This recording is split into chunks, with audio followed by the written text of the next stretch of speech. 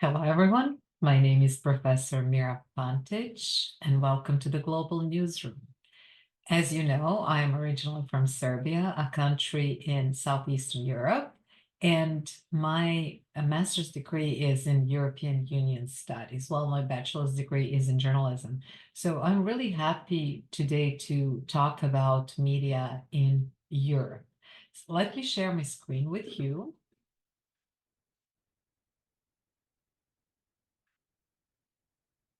And start a slideshow. So today's lecture is about Europe and Russia.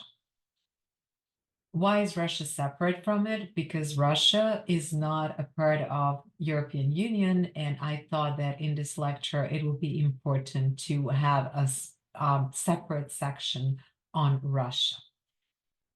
Let's take a look at the continent. Europe includes 52 countries and territories.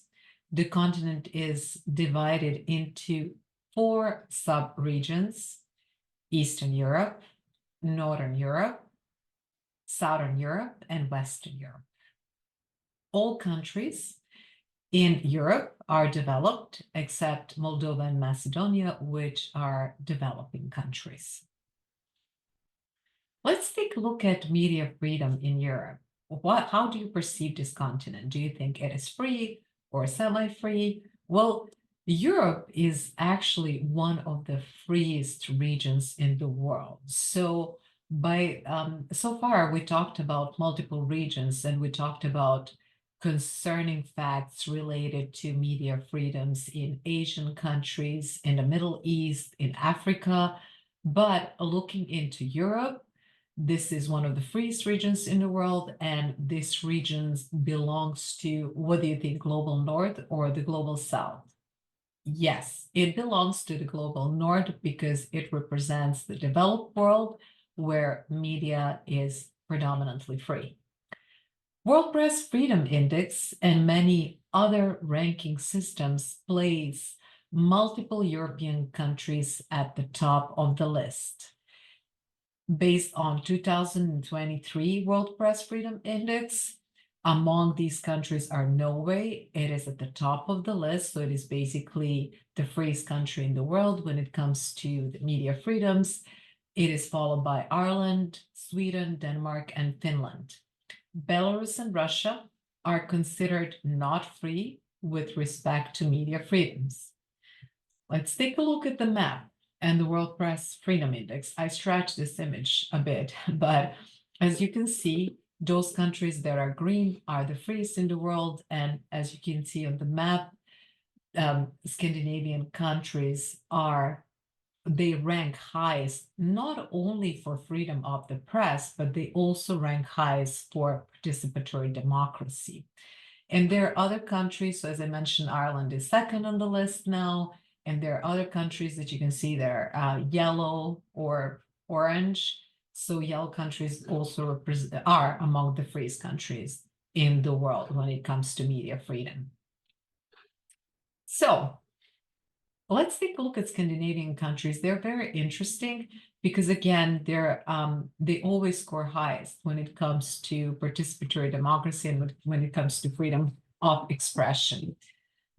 There are multiple variables that make Scandinavian media a good model for other media across the globe. First of all, Scandinavian press councils are independent organizations, so they're not under the influence of their governments. They're fully independent. Public broadcasters are not biased, so they don't serve any political party in any of these countries, which is why they're free from bias. Whistleblowers are protected. So who are whistleblowers?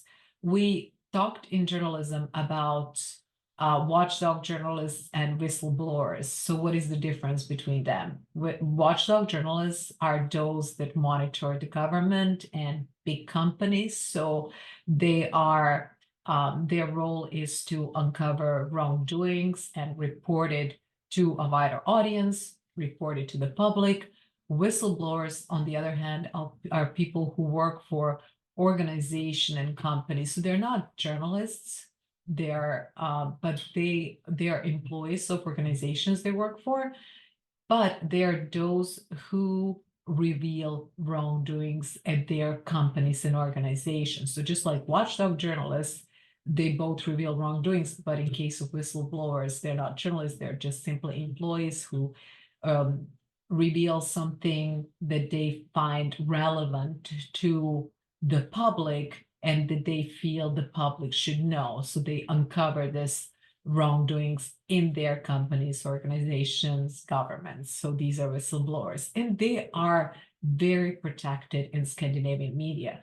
Why are whistleblowers important to us? Because how do we know about wrongdoings in a private company or wrongdoings in the government if there are no people employed in the government or that company who will reveal such information to the media? So this is why they're important to us, and because whistleblowers are protected, journalists in these countries are able to obtain relevant information for the public. Journalism training in Scandinavian countries is accessible with the long paid internship. Remember, these countries are well developed, which means that they can provide paid internships for journalists. And you know that in many countries, journalists, when they get into this role, when they start their internship, they do it for free. It can last for months, in some cases more than a year, but in Scandinavian countries, they get paid. What are some of the problems? So we looked at the map, we see that countries in Europe are predominantly free. We see the situation is nice, but what are some of the problems that European countries are dealing with? So despite that European press is free, some problems have been detected in the past 10 years or more. First of all, the financial crisis that happened, this was the global crisis that happened in 2007 and 2008, weakened European economies. What happened in this period was that many journalists were laid off. Advertising revenues started shrinking. There was a closure of many news organizations and so on. So many journalists left their jobs for good. They were not able to get another job in another media organization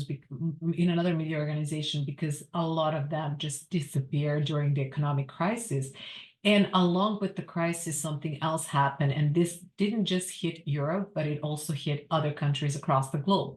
What happened is that we had this internet expansion, that many news organizations started relying on digital sources to obtain information, and then there was then social media started developing as well. And when we talked about foreign correspondence, and we talked about how many journalists are now able to get information from foreign news websites that are in English or they're in language that those journalists speak. So they don't necessarily need to have all these journalists across the globe to collect information for them, because there's just so much information available online that they can use and compile their stories.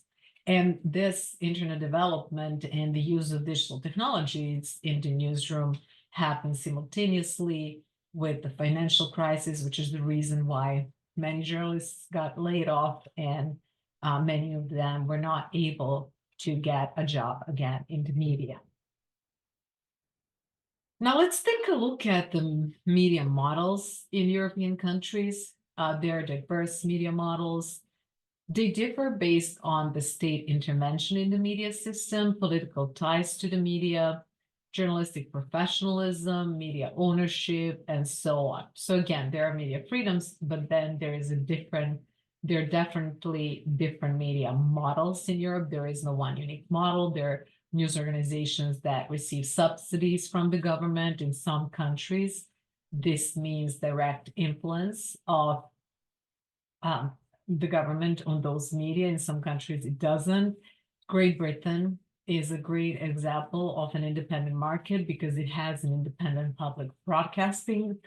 In countries like Bulgaria, Croatia, Hungary, Romania, and Serbia, They're considered partially free because journalism over there is very politicized. The government still, even though on the paper the media are free, the government still controls, to a certain extent, the flow of information has an impact on the news. But remember, regardless of this, all these countries are based in all these countries, people are allowed to freely speak their mind, and they're heavy social media users. So whatever information they cannot spread through news platforms, they can do it via social media freely.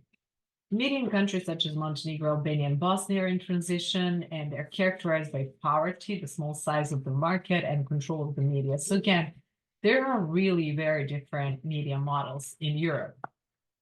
Now, all countries have both private and or state media or public service broadcasters. And I think this is one of the things unique to this continent. So there are not only privately owned media, but there are also either state media or public service broadcasters. These public service broadcasters, they predominantly cover their operations through like people in the country paid for the service. So they pay this public broadcasters directly. So which is why it is not considered as being funded by the government, but by the citizens directly.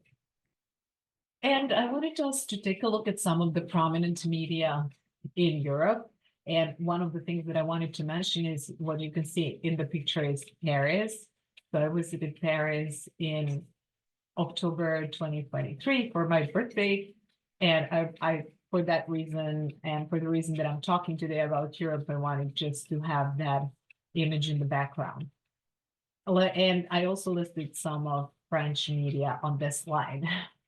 So, what are prominent media organizations, conglomerates, newspapers, TV stations in Europe? What are some of the media that you're aware of? We talked about news agencies, such as Reuters, that is based in the UK, and we talked about AFP based in France. But there are many other prominent news organizations that deliver the news across the globe to other countries. Among them is the Alex Springer Company. It is the largest publishing house in Europe. They actually own some media in my country, but the company is based in Germany. The UK has the largest media market. Some of the most prominent media in the United Kingdom include the BBC. We talked about it before, The Guardian, a leftist newspaper, Financial Times, The Times, and so on. Euronews is a prominent TV channel in Europe. It offers global independent news, and they provide these news stories. They deliver these news stories with European perspective. It is based in Brussels, Belgium. One thing I need to mention about Brussels is, as you know, not all the countries in Europe are members of the European Union, but this is a strong organization. Predominantly, it is both economical and political organization, and the headquarters. Why is Brussels important? So the headquarters of the European Union and NATO, North Atlantic Treaty Organization, are in Brussels. So both NATO and the European Union are headquartered in Brussels. And actually, when I worked as a journalist in Serbia, and considering that my master's degree was in European Union Studies and my bachelor's degree was in journalism, so considering at that time I was very focused on covering the EU integration process. So I would travel to Brussels occasionally to either cover stories related to European Parliament or European Commission or many, many other European Union organizations that operate in Brussels. And I really love that city. So among the most popular newspapers in Europe are Le Monde, which is based in France, The Independent in the United Kingdom, La Stampa in Italy, Die Presse. It's not in Italy. I'm sorry, I made a mistake. The Presse is actually based in Vienna. When I worked as a journalist, I had a friend who was a correspondent in Serbia and worked for this newspaper. The Bild is a tabloid in Germany, El Mundo is in Spain, and so on. Sorry for this error. I will correct it in the PowerPoint presentation. Now, what else can we say about European Union countries? European countries are safe in general, but in some of them, journalists face threats and are being murdered for the work they perform. Thousands of journalists, for instance, have been killed in Russia and Bosnia since 1992. So when the war in Bosnia started, I was 12, and Bosnia was actually one of the republics of ex-Yugoslavia, and Serbia has succeeded ex-Yugoslavia. So when the Civil War started, I was a teenager, and during that time, it was very dangerous to work as a journalist in ex-Yugoslavia, especially in Bosnia. Many of them were killed during the war that lasted from 1992 to 1995. Aside from that, cases such as Charlie Hebdo, which is a terrorist attack that happened in this newsroom of the satirical magazine in 2015, have brought fear in the media invider. We'll watch a video about it in class, but I'm not sure if you remember this attack, but Charlie Hebdo reported a lot. It is a satirical paper, and they reported a lot about Islam. They mocked Islam in a way, which is why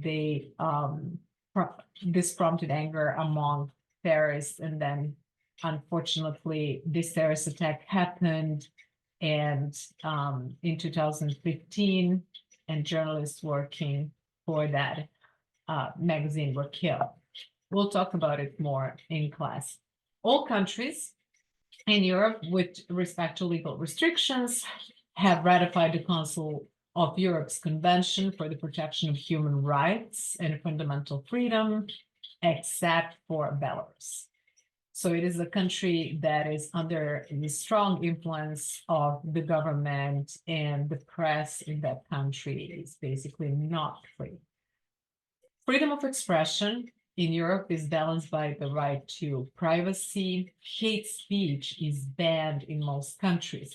So we are protected here by the First Amendment, and we can say pretty much anything. Europe, even though there is,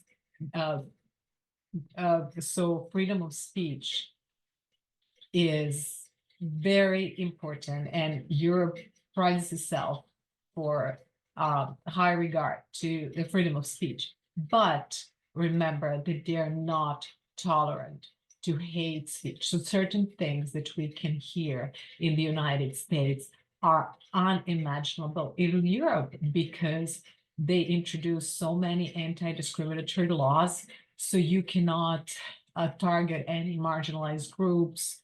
You cannot spread hate without facing consequences. So you can say pretty much anything, unless you target specific groups, unless you spread unless you have like any nationalistic statements, statements that are directed against marginalized groups. In that case, your speech will be banned and you'll face consequences. So there are certain legal restrictions, and I think that this is healthy for a democratic system. The sources journalists use are legally protected in 2/3 of the Western European countries. Now, to take a look at the political pressure which several of the countries in Europe are dealing with, and Russia and Belarus, for instance, the governments are using the media as their propaganda machines. Scandinavian media have received subsidies from the government as a means of fostering media pluralism, but remember, in these countries, it doesn't mean that the government controls the media. They did subsidize them, but they don't have an impact on what the media is going to report about. In Italy, former Prime Minister Silvio Berlusconi owned the largest broadcasting company when he was in power. So why is this report important? Because Italy is considered to be free with respect to media freedom.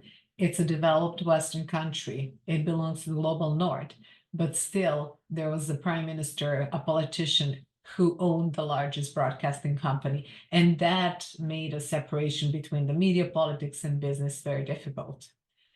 Rupert Murdoch, Australian media magnate. His tabloids and newspapers are very strong in the UK. Now, this is like an overview of Europe, and now we're going to take a look at Russia and see how different Russian media are in comparison to other European media, and what kind of challenges do journalists who work in this country face in comparison to the rest of the Europe. So let's take a look at the country profile. The capital of Russia is Moscow. The population is 147.1 million. Its area is about 70 million square kilometers. Languages used are Russian. So Russian is the dominant language. And then they have multiple regional and local languages. Russian language is in the group of Slavic languages, and Serbian is too. So I can understand some Russian. Some other examples of languages in the Slavic group are Slovakian, Czech, Polish, Croatian, and so Bulgarian, and so on. Life expectancy in Russia is 66 years for men and 76 for women. Now, let's take a look at the media in Russia.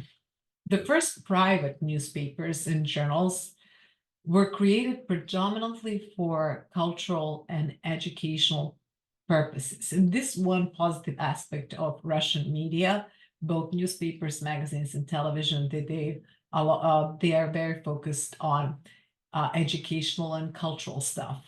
In the 18th and 19th century, prominent cultural figures such as Pushkin or Dostoevsky started or co-edited journals. In the Soviet days, criticism of the authorities was basically not possible. So the Soviet days lasted until 1991, when the Soviet Union broke. Before the Soviet Union fell apart, the national newspaper Pravda was a required reading for the members of the Communist Party. So the Communist Party was in power. It was suppressing the freedom of speech, and it also required its members to read this newspaper that was very that was government controlled, right? And remember when we talked about China, this is also very common in China, that the Communist Party requires its members to subscribe to certain publications because they want to maintain control over them. They want to make sure that they are remaining loyal to the ideology and rules of the Communist Party. So the same thing happened in the Soviet Union during in the 90s, before the 90s, before the Soviet Union broke. Now, journalists became the heroes of the time in the 1980s, the period of openness, which was initiated by Mikhail Gorbachev. The press at that time became freer. Now let's take a look what was going on in the post-1990s era after the break of the Soviet Union. Since the disintegration of the Soviet Union, Russian media have changed immensely. There are thousands of local TV channels. Satellites transmit an endless number of Western channels. Digital media are also flourishing, and Russian journalists have been awarded many international prizes for reporting. Media freedoms expanded during the 1990s, rule of Boris Yeltsin, but since Vladimir Putin succeeded Yeltsin in 1999, direct and indirect control over the Russian media has expanded. So Putin basically wanted to make sure that he controls the media. Russian media were just partly independent until the middle of 2014, when President Putin initiated a crackdown on all critical outlets. He limited foreign ownership to 20%, and then many online sites had to register with the government in order to operate. Journalists have lost much of the trust they enjoyed in the early 1990s. What is also one of the issues that journalists are dealing with are verbal death threats and imprisonment. So in 2023, 2 American journalists were imprisoned in Russia. Wall Street Journal correspondent Evan Gershkovich was arrested in March 2023 on accusation of spying. He has been in jail since then and awaiting trial. Just remember, when I recorded this lecture, it was December 2023. So keep that in mind. I'll keep you posted on this case. Another American journalist detained in Russia in 2023 was Alsu Kurvaseva, Radio Free Europe radio editor. She was accused of collecting information about Russian military operations to send it to foreign sources. So this is one of the biggest problems in Russia, but also we need to remember some of the cases of journalists who died because they reported on sensitive issues in their regions in Russia. So Igor Domnikov, a correspondent of the Novaya Gazeta, was beaten in 2000 after publishing articles about local authorities that he criticized. He just died 2 months after publishing these articles. And in 2008, Mikhail Beketov, who exposed wrongdoings in the Moscow satellite city of Khimki, was brutally beaten and crippled. Sergei Sokolov, investigative reporter with the newspaper, again, Novaya Gazeta, was kidnapped and threatened with death. So it was either that or that threats, or imprisonment, but journalism in Russia is being performed under a lot of pressure and under a lot of risks. So it's not, that's why we need to make a distinction between the media in Russia versus the rest of Europe, because media in Russia do not enjoy press freedoms that media in other European countries do. Now, let's take a look at electronic and print media in Russia. The printed press is less controlled by the state in comparison to television. When it comes to the content of the main Russian TV channels, it is pretty much similar to that in the United States, but there is one channel called Kultura channel, that is, or Culture channel, that is more like the BBC, as it promotes educational and cultural programs. Radio, many educated Russians listen to the Voice of America, which is based in Washington, D.C. And then the BBC and Radio Free Europe.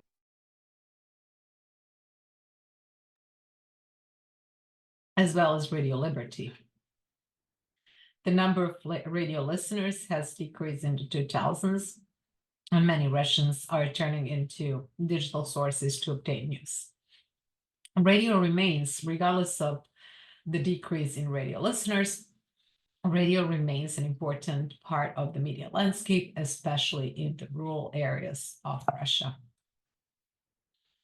Now, what did we learn today about Europe and Russia? What we learned about European media is that they're diverse media models. There are public broadcasters and state broadcasters and privately owned media.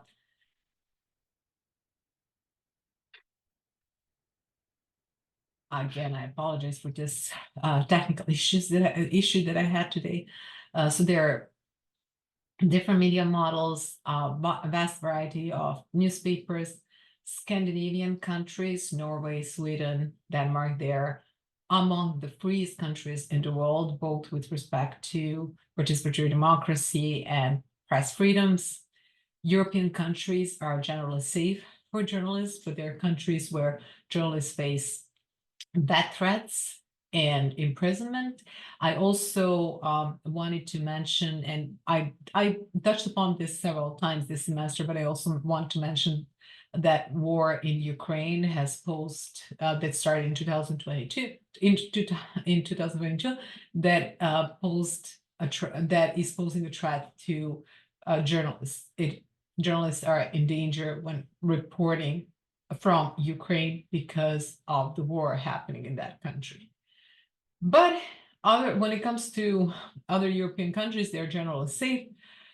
In some countries, harassment and threats are present. Russia and Belarus are not free when it comes to press freedoms.